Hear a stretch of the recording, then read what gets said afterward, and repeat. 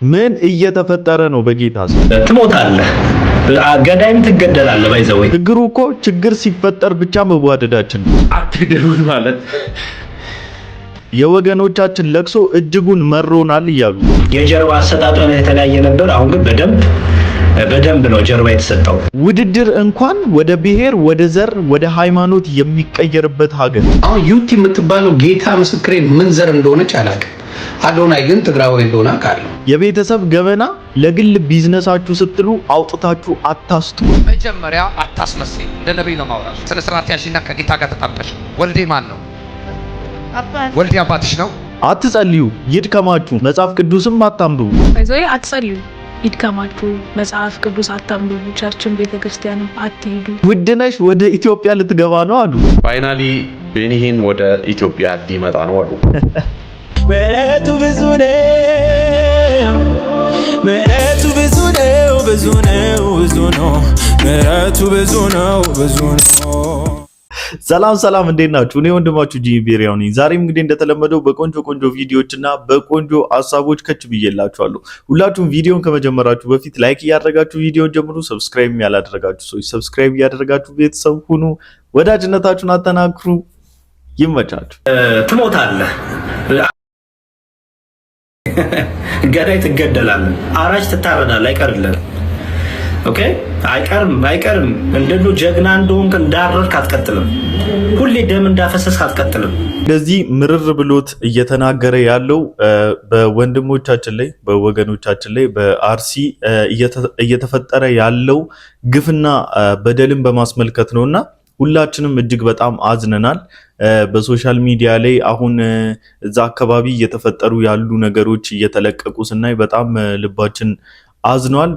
በጣም በቃ የሚያሳፍር ነገር ነው። በጣም ምን ተብሎ ራሱ እንደሚወራ አላውቅምና ትንሽ እየተፈጠረ ያለው ክስተት ትንሽ ከሌላው ጊዜ በላይ እንደውም ትንሽ አሁን አስጊ ጊዜ ላይ ያለን ይመስለኛልና በጣም ክርስቲያኖች ስፔሻሊ ወንጌላውያን አማኞች በዚህ ጉዳይ ላይ በጣም በርዕስ ነው መጸለይ ያለበት። በርዕስ ነው ሲሪየስ ትኩረት ተሰጥቶት ቤተክርስቲያን እንኳን መጸለይ ያለባት ብዬ አስባለሁ። ምክንያቱም ምንም የማያውቁ ገና 12 ዓመት እንኳን ያልደረሱ ከዛም በላይ ያልሆኑ ከዛም በታች ያሉ ልጆች በጥይት እየተመቱ እየተገደሉ ያሉበት ሁኔታ ላይ ነው ያለ ነውና በጣም እጅግ በጣም አሳፋሪ ነው። በጣም እጅግ በጣም የሚያሳቅቅ ሁኔታ ላይ ነው ያለችው ሀገሪቷና ኦርቶዶክሳውያን እህት ወንድሞቻችን እጅግ በጣም ልባቸው ተሰብረዋል። መራር የሆነ ሀዘናቸውን እየገለጹ ነው የሚገኙትና አትግደሉን ማለት ትላንት የተገደሉት 6 ሰዎች ገበሬዎች ናቸው። በማህተባቸው ነው የተገደሉት። ለምን ይገደላሉ? በአርሲ አቦምሳ ምርቲ አካባቢ አትግደሉን። ሰው እየተመረጠ በማተቡ በመስቀል እየተመረጠ እየተገደለ ለማና ቤት እንበል። እሺ አትግደሉ። ሞት ይቁም። ኦርቶዶክሳዊነት መጠቃት ይቁም። አትግደሉን። ነገሩ ምን እንደሆነ ታውቃላችሁ? አሁን ኦርቶዶክስ ስለሆኑ ወይ ሙስሊም ስለሆኑ ምናምን አይደለም። ሰው ስለሆኑ ብቻ ሲነኩ ያመናል። በቃ አሁን ነገሩ ምንድነው? ኢትዮጵያ ውስጥ እየተፈጠረ ያለው ነገሮች ወደ ሃይማኖት ስለሚወሰዱ ወደ ብሔር ስለሚወሰዱ ሁማኒቲ የሚባለው ነገር ጠፍቷል። ማለት ከሁማኒቲ አንጻር ማሰብ ቀርቷል። አሁን ሰው ስለሆነ ብቻ ለምን ተነካ አይደለም እየተባለ ያለው። ሰው የሆነ ሃይማኖት ውስጥ ስላለ ለምን ተነካ፣ ሰው የሆነ ብሔር ውስጥ ስላለ ለምን ተነካ ነው እየተባለ ያለው እንጂ ሰው ስለሆነ ብቻ አይደለም ኬር እየተደረገለት ያለው። ያን የሁማኒቲ ኳሊቲ ማምጣት አልቻለም። አሁን እዚህ ጋር ተመልከቱልኝ። አርሲ እየተፈጠረ ያለውን ነገር ሁላችሁም የምታውቁት ነገር ነው።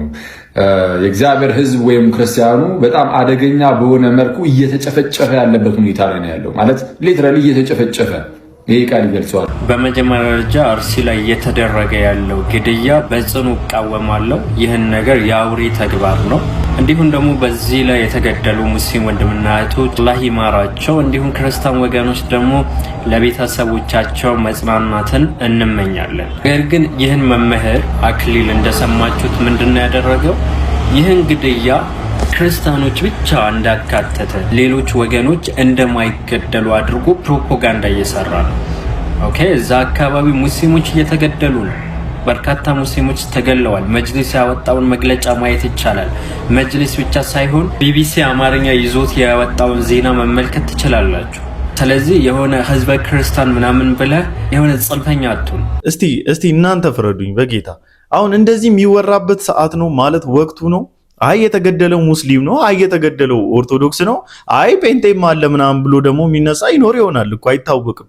አሁን እንደዚህ የሚታሰብበት ጊዜ ነው።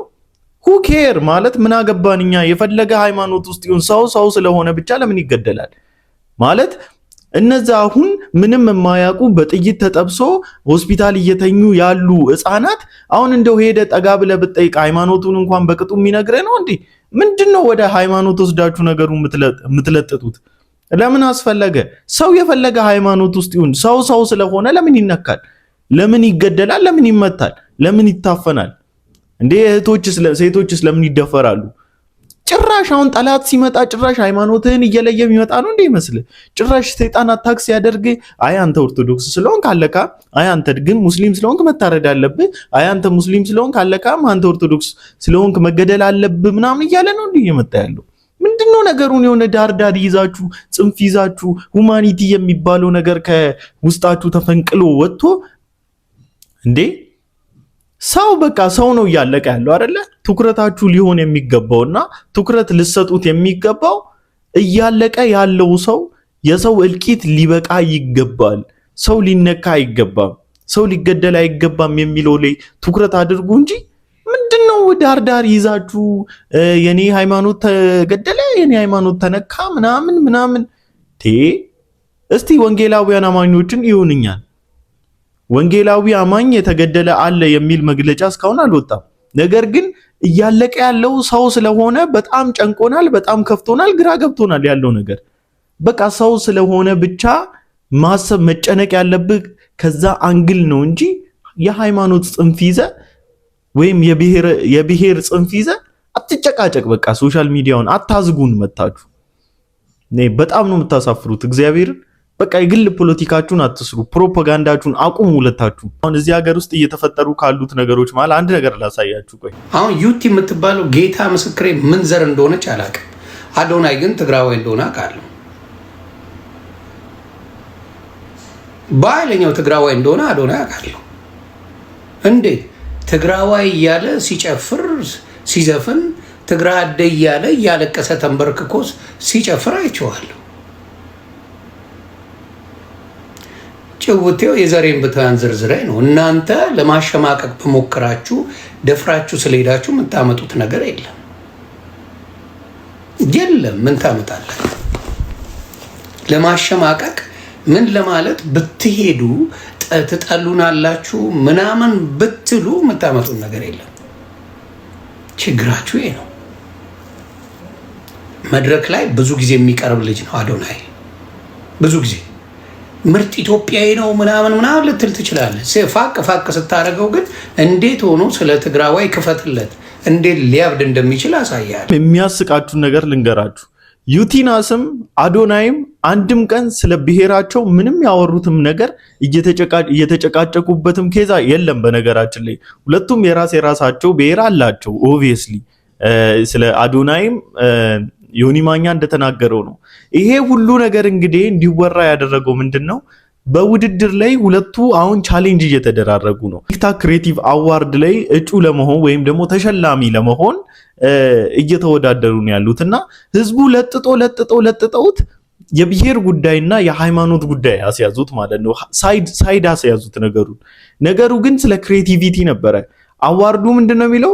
ቲክታክ ክሬቲቭ አዋርድ። ክሬቲቭ ነው እንጂ የሃይማኖት አዋርድ አይልም፣ የብሔር አዋርድ አይልም። በቃ ኢትዮጵያ ውስጥ አይሆንም እንደዚህ አይነት ነገር መስራት።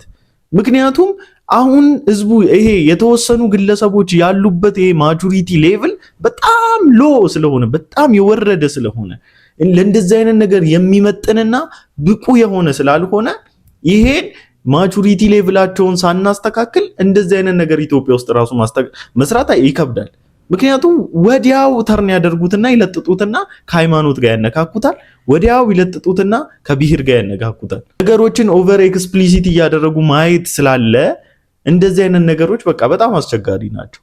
ለዛም ነው አሁን እያለቀ ያለው ህዝብ ላይ ትኩረት ከማድረግና እንዴት አድርገን መብቴ ልናመጣ እንደምንችል ከመወያየትና ከመነጋገር ይልቅ እያለቀ ያለው ገሌ ነው ገሌ ነው ገሌን እየጨረሰ ያለው ምናምን የሚል ሳይድ ተይዞ በመሃል እየተጎዳ ያለው ህዝብ እየተረሳ ያለው ማለት ነው። አሁን እኮ ለቅሶ ከምናበዛ እሪ ከምንል አንድ ሆነን በአሳብም በኢንቴንሽንም አንድ ሆነን መብቴ መፈለግ እኮ ይሻል ነበር። እዚህ ከመጨራረስ እንዲህ እኛ ራሱ ሶሻል ሚዲያ ላይ እኮ ተጫረስን እኮ ተገዳደልን እኮ በንግግር ራሱ ማለት ነው። እግዚአብሔር ይቅር ይበለን፣ እኛን ራሱ እግዚአብሔር ይቅር ይበለን። በእኛ ምክንያትም ይመስላል አንዳንዴ ምህረቱን ለኛ ያብዛልን ነው የሚባለው። ብቻ በአጠቃላይ በኦርቶዶክሳውያንም ሆኑ በሙስሊም ወገኖቻችን ላይ እየደረሰ ያለው ነገር ላይ በጣም አዝነናል። ነገር ግን ኦርቶዶክስ ስለሆኑ ወይም ደግሞ ሙስሊም ስለሆኑ አይደለም ማዘናችን፣ ሰው ስለሆኑ በጣም አዝነናል። በጣም ማለት ነው። ምክንያቱም የትኛውም ሰው የመኖር መብት አለው። ማንም ማንንም እንዲገድል እግዚአብሔርም አይፈቅድም፣ መንግስትም አይፈቅድም። ይሄ የመንግስትም ፍቃድ አይደለም፣ የእግዚአብሔርም ፍቃድ አይደለም። ስለዚህ ማንም እንዲያልቅ ስለማንወድና የተፈጠረው ነገር እጅግ በጣም ልብ የሚሰብር ልብ የሚነካ ከሁማኒቲ ያፈነገጠ አውሬነት የተሞላ ሰይጣንነት የተሞላ ሰይጣናዊ ተግባር ስለሆነ ግን እኛ ወንጌላውያን አማኞችም ይህንን አጥብቀን እንቃወማለን። አጥብቀን ነው የምንቃወመው። የመጀመሪያ አታስመስይ፣ እንደ ነብይ ነው ማውራሽ። ስለ ስርዓት ያሽና ከጌታ ጋር ተጣብቀሽ ነው። ወልዴ ማን ነው? ወልዴ አባትሽ ነው። ሹፌር ሰው ማን ነው? እሱ ነው። አንተ በጣም ሰነፍ ሰው። ጸሎት ለአንተ ጊዜ ማጥፊያ ነው የሚመስል። ተመለስ። ይመለሳል። ፊትን ወደ እሷ አዙር። አንቺ ማለት ለኔ በላል። አንቺ ማለት ለኔ እናቴ ነሽ። እናቴ ነሽ። ከዚህ ቀን ጀምሮ እሰማሻለሁ። አንቺ የተባረክሽ ሴት ነሽ። አንቺ የተባረክሽ ሴት። የማጸንሽ ፍሬም የተባረከ ነው። የማጸንሽ ፍሬ የተባረከ ነው። አንቺ በላት። አንቺ የነብይ አዶናይ እናት ነሽ በላት። አዶናይ እናት ነሽ። እዚህ አለ ልጁ ሲቆ ያለ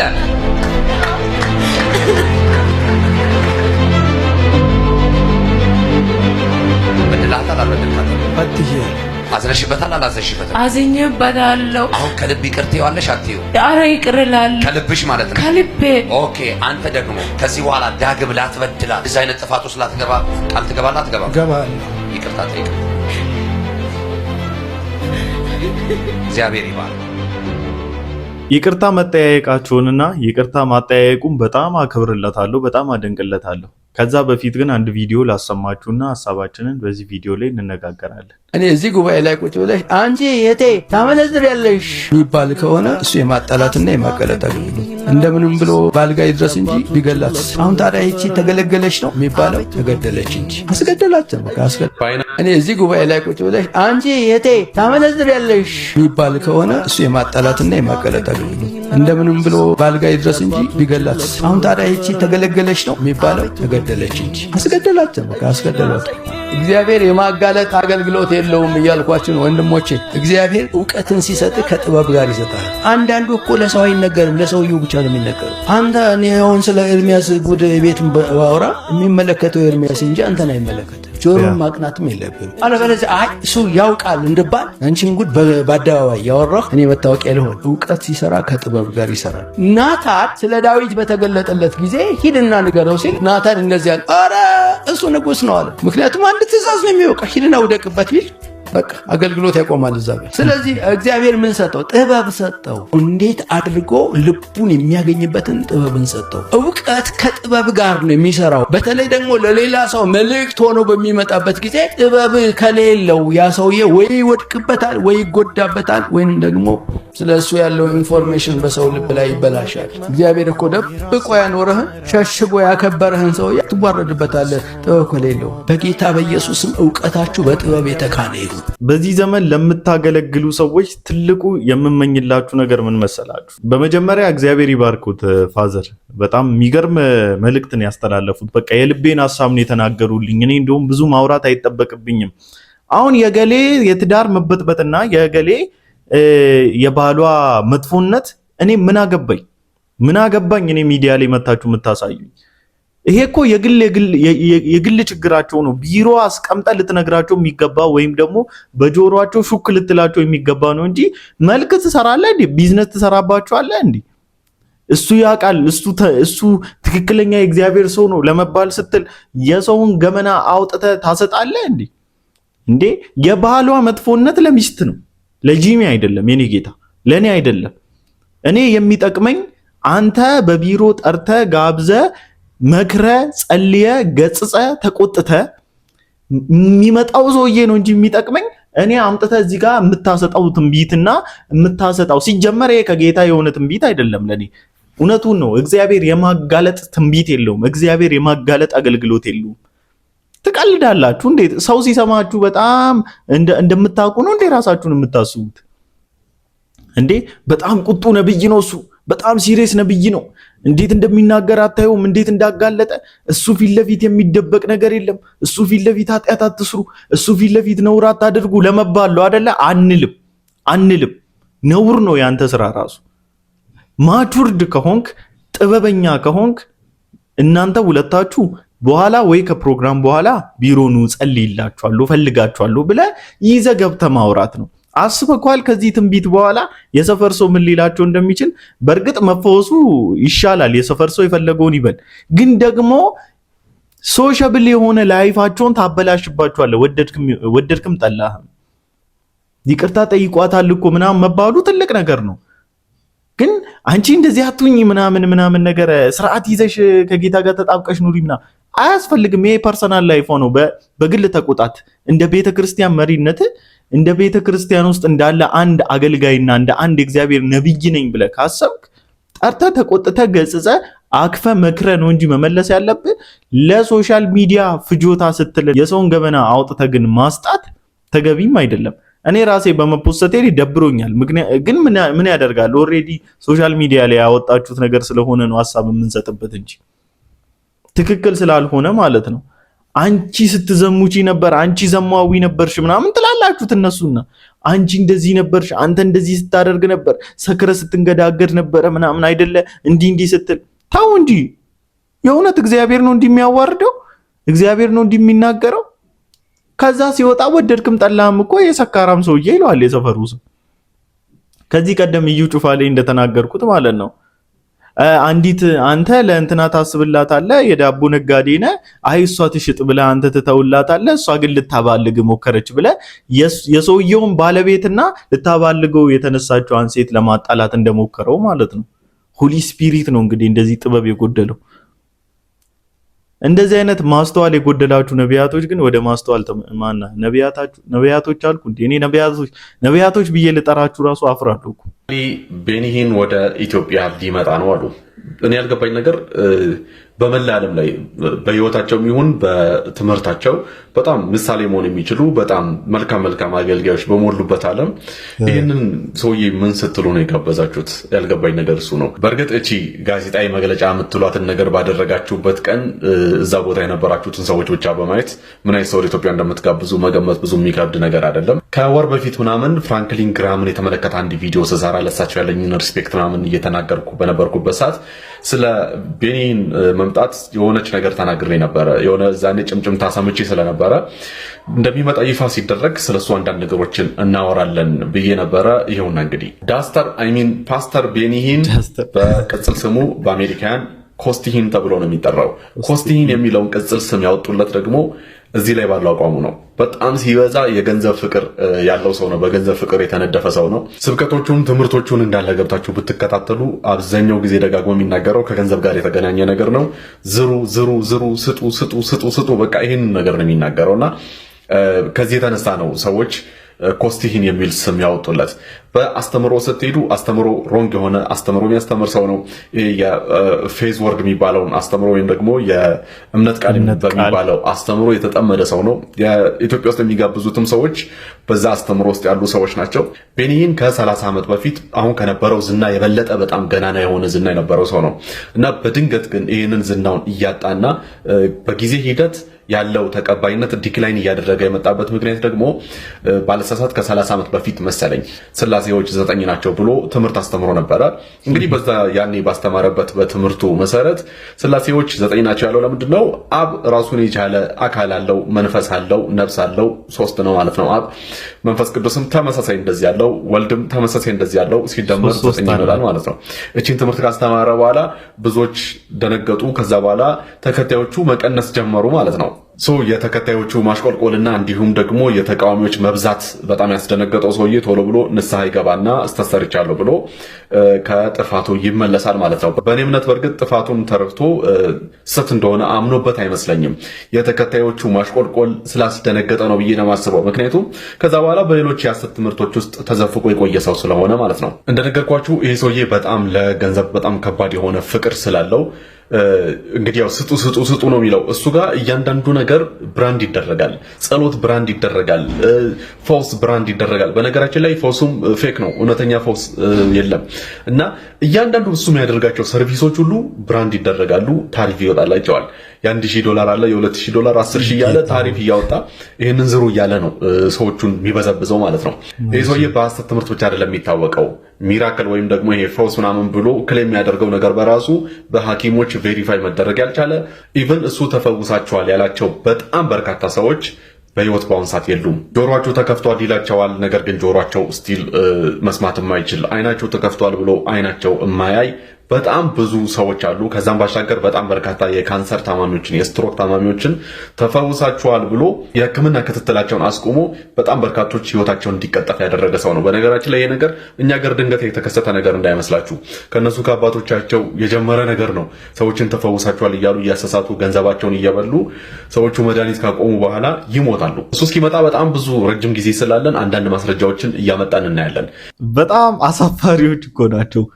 እንደው እንዲህ ያደረጋችሁ አባቶቻችሁን ግለጧቸው እንጂ እንዲህ ያደረጋችሁ የማን አባቶቻችሁ ማን እንደሆኑና ማን እንደሚመስሉ መልካቸውን እንዲህ ያደረጋችሁ ግለጡ እንጂ ቀስ በቀስ ግለጡ እንጂ። በእርግጥ እዛ ጋዜጣዊ መግለጫ ላይ የተሰበሰባችሁ ሰዎችን አይቶ መገመት ይቻላል። ማለት ማን እንደነበረ ማንን ልጋብዙ እንደምትችሉና በዚህ ነገር የማን ሐሳብ እንደሆነ ከዛው ተነስተን መረዳት እንችላለን። በጣምም አናካብደውም ነገሩ። ካልሄድን ሞተን እንገኛለን የምትሉ ሰዎች ሂዱና እዩት። የተለየ ነገር ካለው እስቲ ከፕሮፌት ሄኖክ የተለየ ነገር የሚያደርግ ከሆነና ከነ ጆይ ጭሮ ከነ ዩ ጩፋ የተለየ ነገር የሚያደርግ ከሆነ እናያለን። ሂዱና እዩት።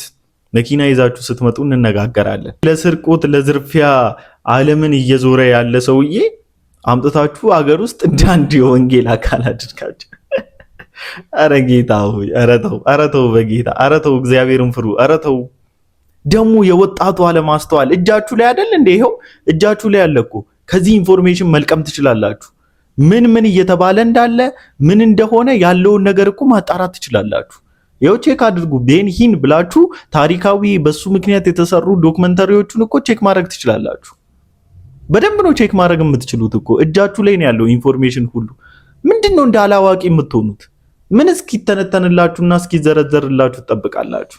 ቁጭ ብለህ ቼክ አድርግ። አስተምሮቱ ምንድነው? ዩናይትድ ስቴትስ ውስጥ የተገፋ አይነት ፓስተር እንደሆነ ትረዳለህ። ከዛ በኋላ ማንም የሚቀበለው ፓስተር እንዳልሆነ ትረዳለህ። ኢትዮጵያውያን ግን የዋይ ስለሆናችሁና ሞኝ ናችሁ ብሎ ስለሚያስቧችሁ፣ ነጭ ሲያዩ ይደነግጣሉ ብሎ ስለሚያስቡን ግን ቢዝነስ ሊሰሩብን ይመጣሉ። እንድታስተውሉ ጌታ ይርዳችሁ። ምንም ሌላ ልንላችሁ የምንችለው ነገር የለም። አቤት ዳዊት ያውቀዋል። መዝሙረ ዳዊት 143 ከቁጥር 10 ላይ እንደዚህ አለ፣ አንተ አምላኬ ነህና ፈቃድህን ለማድረግ አስተምረኝ፣ ቅዱስ መንፈስህን በጽድቅ ምድር ይምራኝ አለ ዳዊት። እኔ ደግሞ ምን አልኩኝ? ጌታ ሆይ ለአይምሮዬ፣ ለሐሳቤ፣ ለምኞቴ፣ ለፍላጎቴ፣ ለስሜቴ ፈቃድ አሳልፈህ አትስጠኝ። ለምሄድበት መንገድ፣ ለስራዬ፣ በትምህርቴ፣ ለትዳሬ፣ ለኑሮዬ ፈቃድ አሳልፈህ አትስጠኝ። ያንተን ፈቃድ እንዳስቀድም፣ ያንተን ፈቃድ እንዳውቅ እርዳኝ።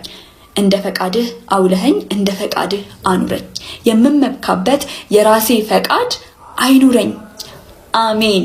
ከዛ ላይ ደግሞ ምን ይላል ጠቢቡ ሰለሞን? ልጁ ያለ እርሱ ፈቃድ የበላ ደስ ብሎትም ተድላን የቀመሰ ማን ነው?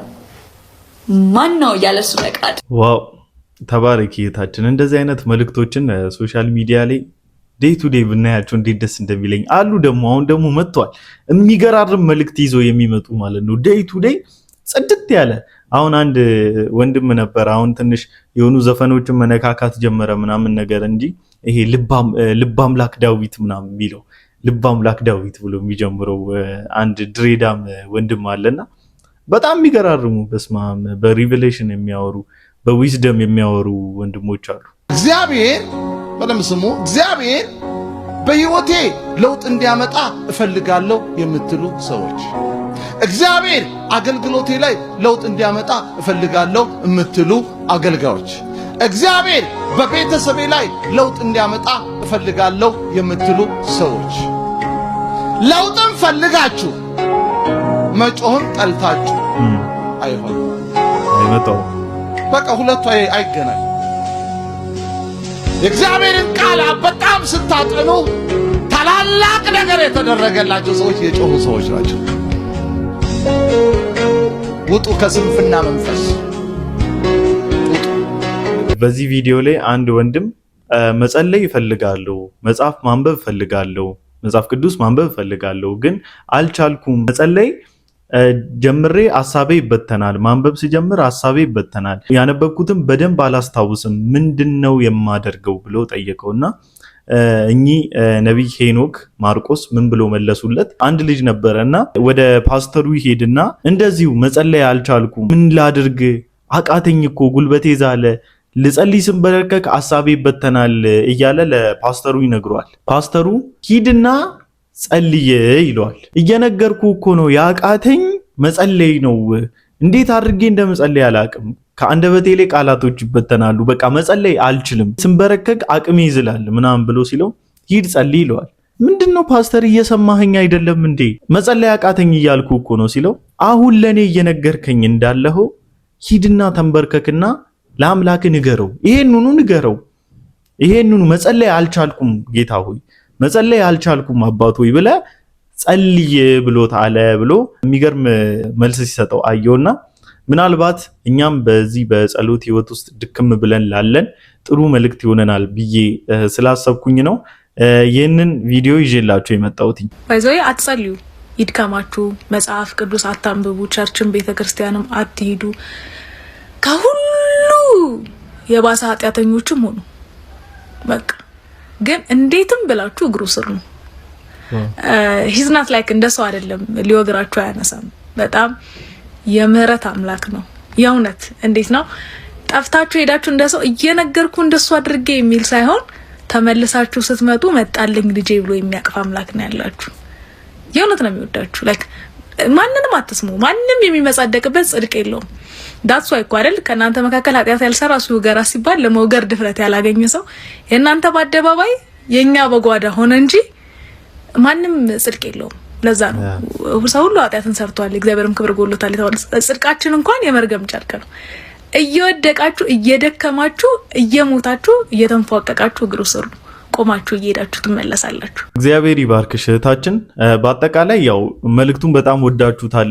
ደሞም ጠቃሚ መልእክት ነው። በጣም የሚገርም መልእክት ነው። አቅማችን እየዛለብላለን የጸሎት ህይወታችን ለተዳከመብን ለእንደኔ አይነቱ ጥሩ መልእክት ነውና እግዚአብሔር ይባርካቸው። መካሪ እንደዚህ አይነት ሐሳብ የሚሰጡ እንደዚህ እንድንበረታ የሚያደርጉን ትውልድ ጄኔሬሽን አባቶች፣ እህቶች፣ ወንድሞች ያሳጣን እላለሁኝ።